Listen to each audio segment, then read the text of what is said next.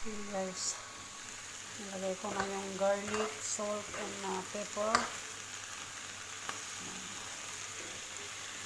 Medyo anuhin natin yung konti. Binoil ko naman na to guys. Boiled na to. Igisa lang natin ng mantika saka ano. Yan. Konting luto pa. Yan o. Yan guys. Yan.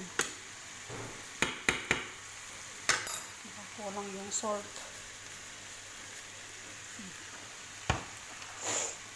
Ay. Okay guys. Ayan. Tapos mamaya 7 o'clock.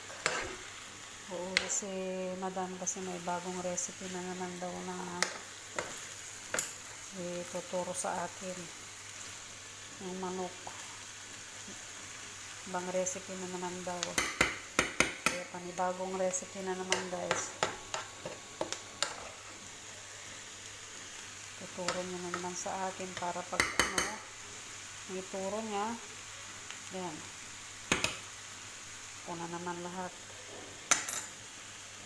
Okay, bye.